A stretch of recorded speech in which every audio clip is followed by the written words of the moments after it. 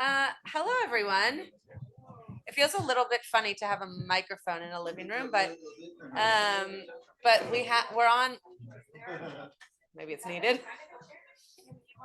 Hello. I'm going to start talking. Okay. So we are gonna first of all thank you to Tyson and Naomi for having us in your home. Lovely to be here. It's a little bit different than Pilch Hall, but as soon as it's done and we have some. Paul, you can't hear us? Well, I'm not sure how to fix that. But Hector's on, so Hector will fix it. If he can hear us, I guess he might not be able to hear us. Yes, everything is fine. Oh, Hector says everything is fine. Great. I hear you fine.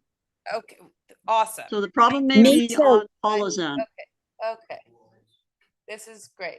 Thank you. Okay. So we're gonna actually not look at the Parsha at all. We are going to look at texts on how Jews deal with refugees. So this Shabbat is, I think, the 6th annual highest refugee Shabbat.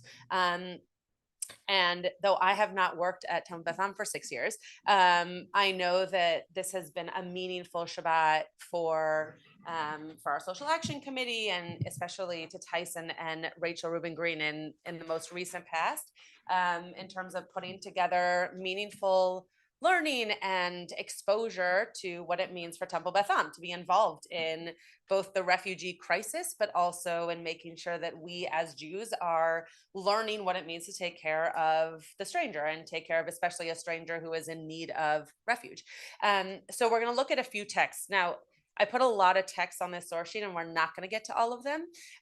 So depending on how the conversation goes, we might get to even fewer of them than I expect. But I wanted you to have them. And there are obviously many more that are not on this source sheet that talk a lot about this as something that's important to Jewish tradition, and also in terms of the mitzvot that we carry around with us, which is connected to this past week's parsha, right? Connected to the idea of receiving commandments and how we then follow them. So if everyone can take, I think there should be enough for everybody to have one. I honestly don't remember how many copies I made, but start with everybody taking one. If we need to shuffle them around, we can. Okay. I did remember to put page numbers on this source sheet, and I'm very, very proud of myself. So we're going to use them. Thank you. I think it's the first time I've done it ever. So I'm very pleased. So we're going to look at the first verse here, which if you were to just look up Jews and refugees, this is probably the first text that would come up. Though again, not the only one, but definitely the verse in Vayikra and Leviticus that allows us to jump off into a larger conversation about refugees. Does someone, actually, let me read it because of live stream, and then I'll open it up. Okay. I'm just going to read it in the English, and then I'm going to pick out some pieces in the Hebrew. Does everybody have one? Yeah. Okay, awesome. When a stranger resides with you in your land, so the word stranger that's being used here is ger. How is ger sometimes translated otherwise? Alien? Yeah, alien, right? Someone who's unknown to us. So though stranger could also mean the same thing when we think of someone who is coming into our midst and then residing with us. Often the word alien is used instead of just stranger, someone who might be passing through who we don't know. You shall not wrong that person, right? So a person who you don't know is now going to take residency within a land that you live in, and you shall not wrong them. That's already a pretty heavy statement and a really beautiful way of thinking about how we welcome people into our midst. The stranger who resides with you shall be to you as one of your own citizens.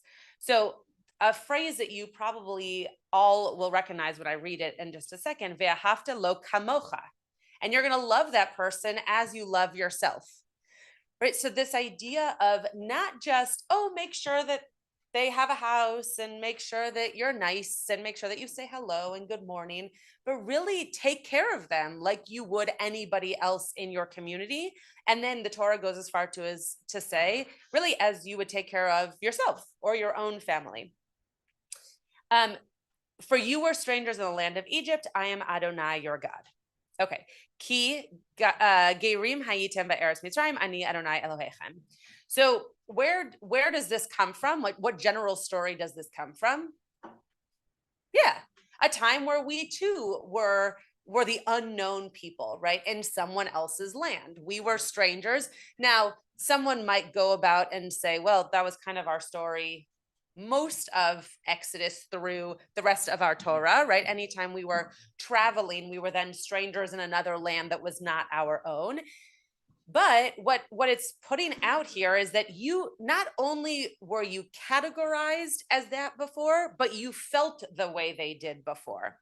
And that's really important. It wasn't just that you could be called a refugee, but that you understand the feeling, that you understand the struggles.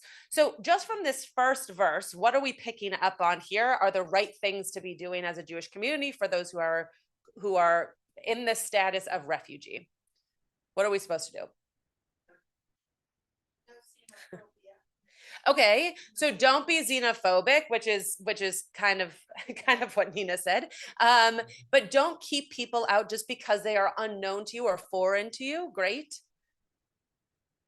Anything else? Yeah. Great. Fabulous. So if we were going to put this into the language of our own community, whether that's Temple Beth Am or your neighborhood, what would that look like? Yes. Welcoming the people today. Great. Exactly. Welcoming people in, not making them feel as though they are strange to our, in this case, institution, right? But to let them in just like we let everybody else in. Gary? Great. To make sure that they also have a voice, right? That I thought that was really special today when, I'm forgetting his name right now, spoke in Spanish. And instead of interrupting him to translate, they let him get through his whole story in Spanish, and then we heard it in English. I actually thought that was a very powerful way of saying, you share your story in the way that's going to make you most comfortable, and anybody in the room who can will understand what you're saying, and then we'll make the rest of the people feel comfortable by telling them what you've said, right? Yeah, Viva. I just want to echo that, because you saw that their friends that were with them were videotaping them and cheering them on. But it seemed that it was like there was an element of stage fright to get in front of the room to speak. Yeah. Right. But also there was a truth telling. Sure. For them to speak their truth and their experience and right. us to witness it. So it was right. on so many levels for them. Yeah. Thank you for sharing that. Right. There was this. Yeah.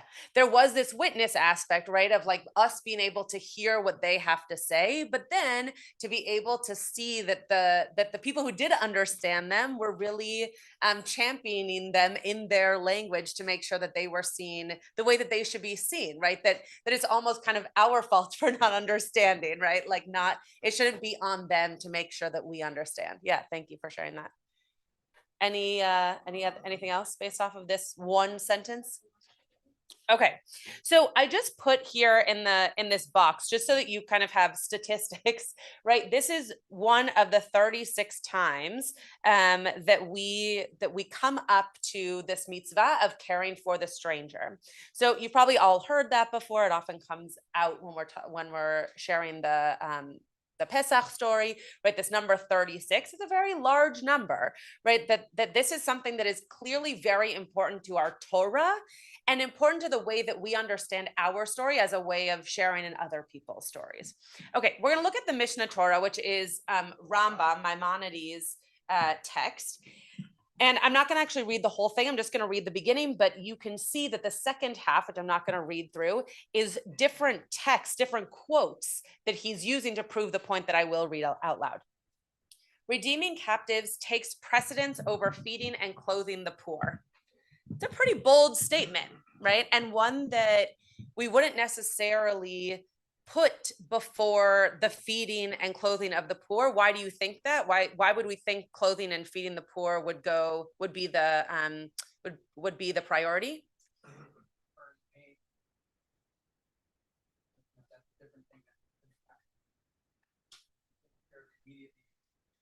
Okay, so people are in pain and that's an immediate need, right? So we're taking care of that. Why else? Also, captives Yeah. are not necessarily visible. Great, great.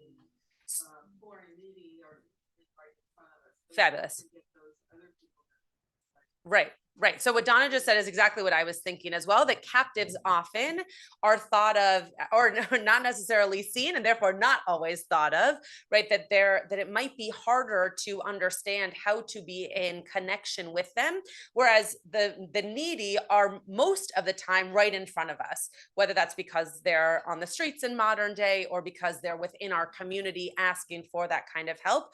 They're often more visible to us than captives might be.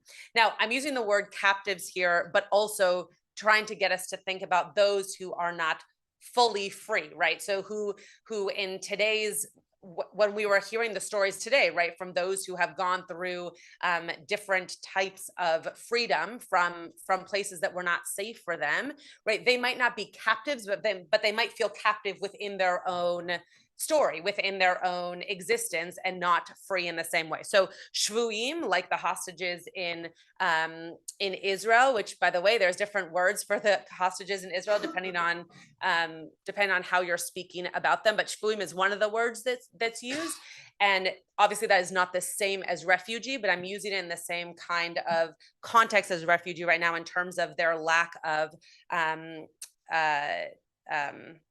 attaining freedom or feeling as though they are free in a community. Okay, and there is no commandment as great as redeeming captives, for a captive is among the hungry, thirsty, naked, and is in mortal danger. And one who averts one's eye from redeeming him or her violates then all of these different quotes that come from our tradition. So what do we see here from the Rambam, which is obviously a more modern source than the Torah? What's the next step here for us in terms of understanding the stranger? It goes back to Donna's point, if I'm going to give you a little bit of a clue.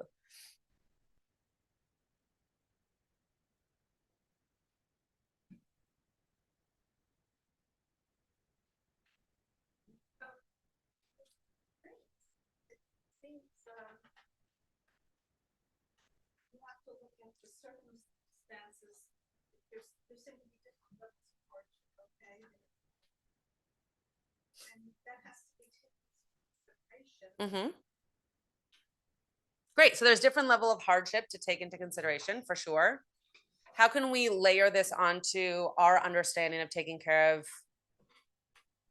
of those in our community who might be new to the community? And No, I'm thinking that a big issue.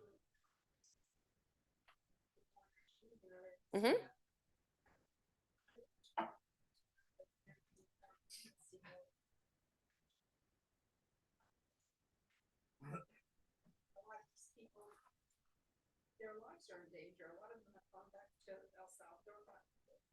Right. So the question that I'm asking is how is this text, this Rambam text, connecting us back to this idea of helping those who are in our community who might be refugees, might have been captive at some point? What are we being asked to do here?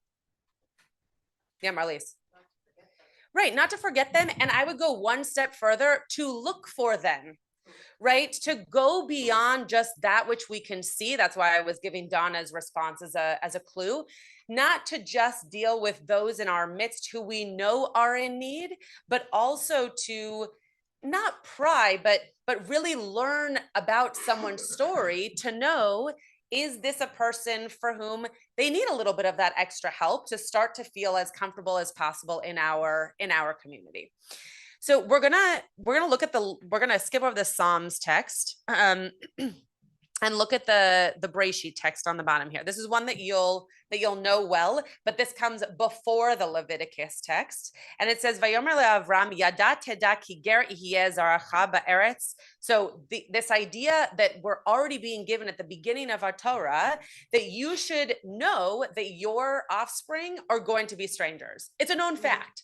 They're going to be strangers in a land that's not theirs. And this is just foreshadowing for the rest of the Torah, really for the rest of our existence, but for the rest of the Torah, that there are going to be points in time where we are not necessarily known in the land that we end up in, that we are going to be refugees in our own existence, and they shall be enslaved and oppressed for 400 years. Okay, we're not going to get into that too much, but just this idea here that already in the beginning with Avram, when he's being told to go, right? He's being told to go to a land that will be his, but that starts off not his, right? And that he should remember that feeling. He should remember what it was like to be in a land where he needed to be taken care of, and therefore he should take care of others. Hello, welcome. That this person just left for Israel, so you can sit here if you'd like. Not to call him out, but okay. So turn the page over. We're gonna do one more. We're gonna do one more Torah text, and then I'm gonna pause to see if anybody has any thoughts to share. So in Exodus, which is in this week's this week, the one that we're in now is Parsha. You shall not wrong a stranger or oppress him, for you are strangers in the land of Egypt. Okay, this is a very known phrase. It reminds you a little bit of the first verse that we read, because again, this comes up in the Torah 36 times, right? So this is a phrase that is now coming up, but what's the difference of this phrase? You shall not wrong a stranger or oppress them, for you were strangers in the land of Egypt. How is that different than the first Leviticus phrase?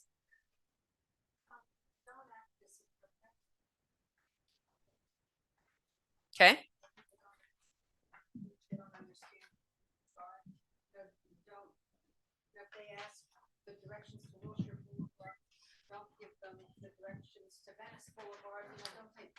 Okay, so don't take advantage of their lack of knowledge. Okay, but what's the difference between the Exodus quote and the Leviticus quote? Aviva, did you want to say something? Oh, I thought I saw your hand. Yeah, Leonard. Yeah. The first one. Yeah. Great. So the first one, as Leonard's pointing out, is that we should be kind, right? That you should love them as you love yourself, that you should be nice, that you should make sure that they feel welcome, right? But then, as Leonard's pointing out,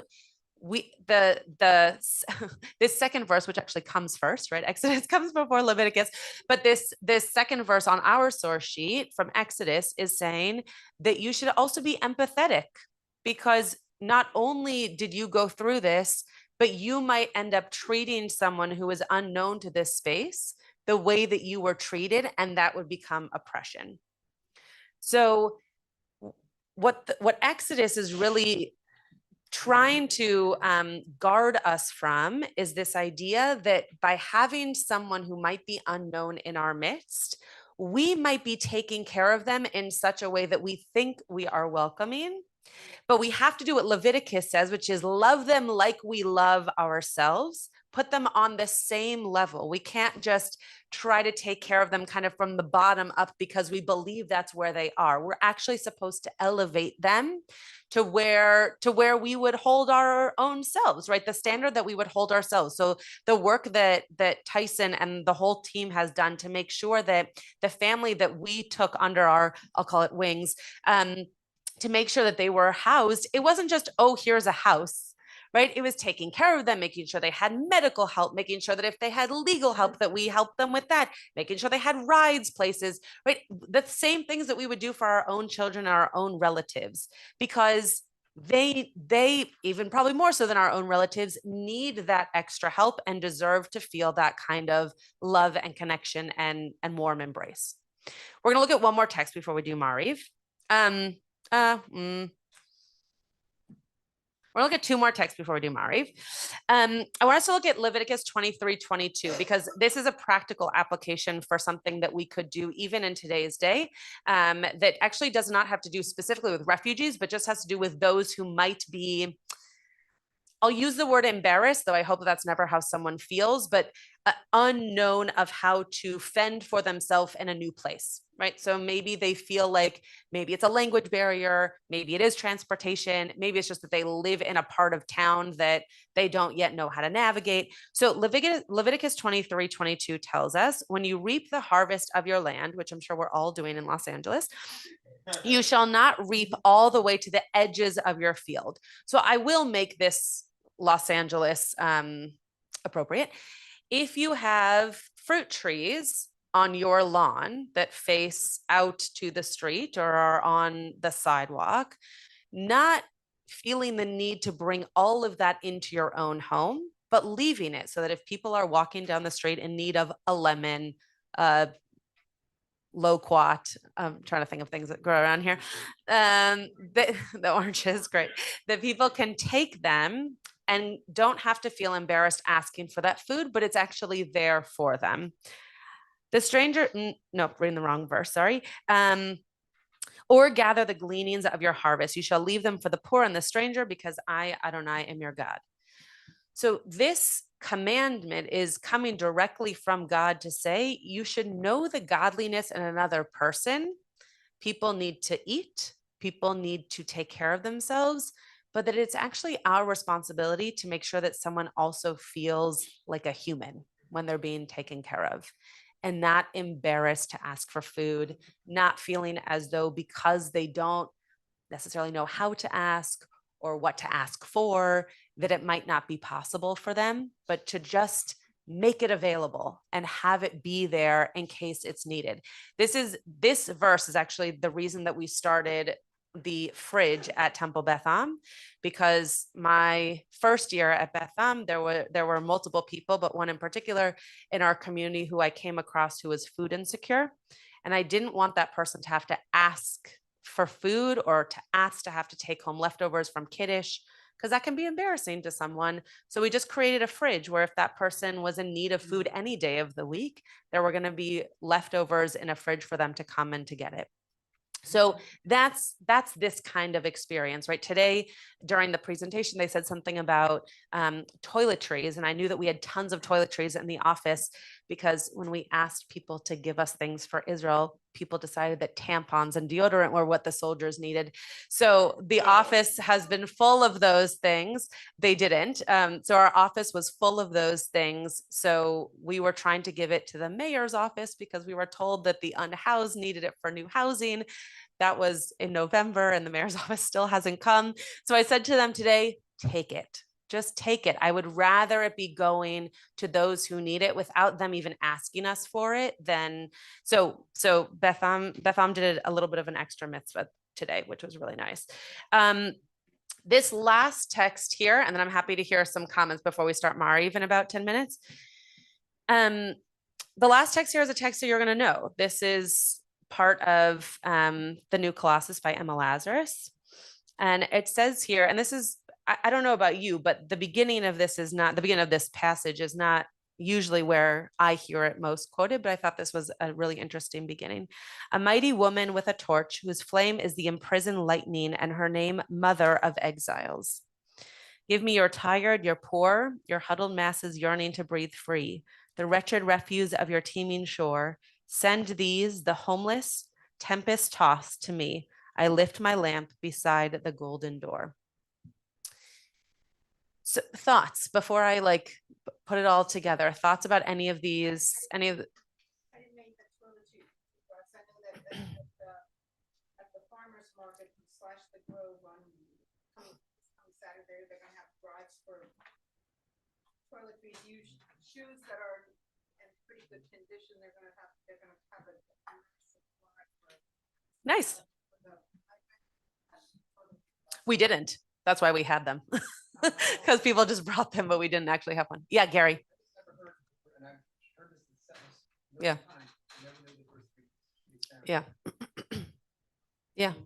Seeing it again, I don't know if you all heard this, but seeing it again, you can see very much, I can now, with recent years' perspective, that why certain people of the extreme conservative political movement in our country want to somehow find a counter story.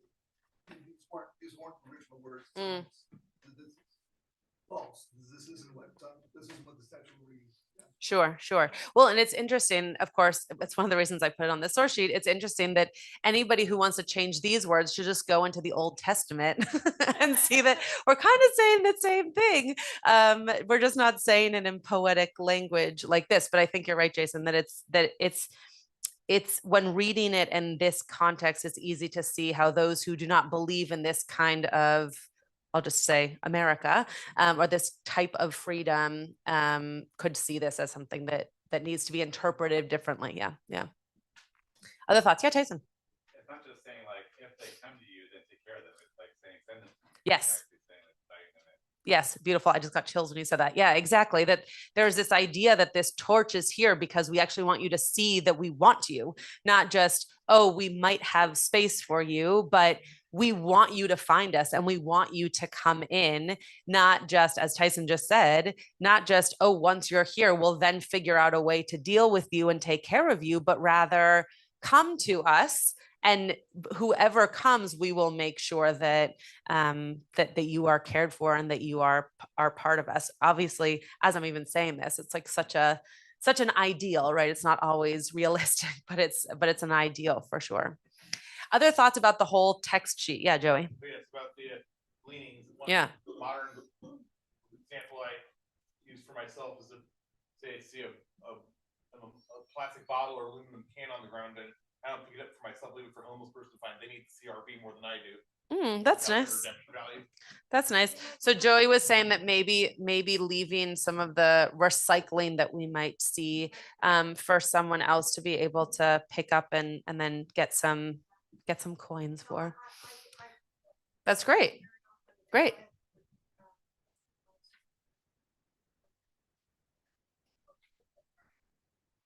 Thanks, Aviva.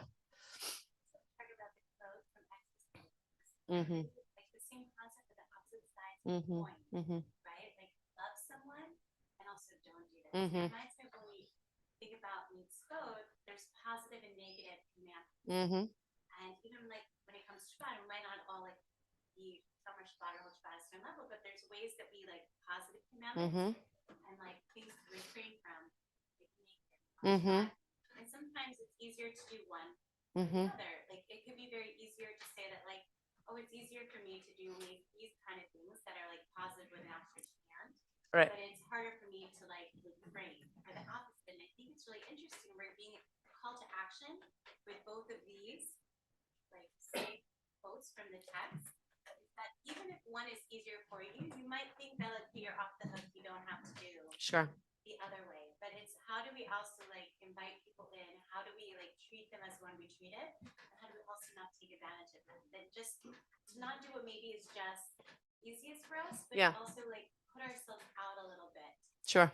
And I think that it's so interesting because it's hard to do. I feel like there's many ways, and I'm like, how am I going to show up for someone that is unhoused or refugee? And it might be like, oh well, this is more my personality. It's easier for me to do this, or not do this. But there's really a call to action here to just step out of your own comfort zone. Yeah. And I think I'm going to respond, Rosa.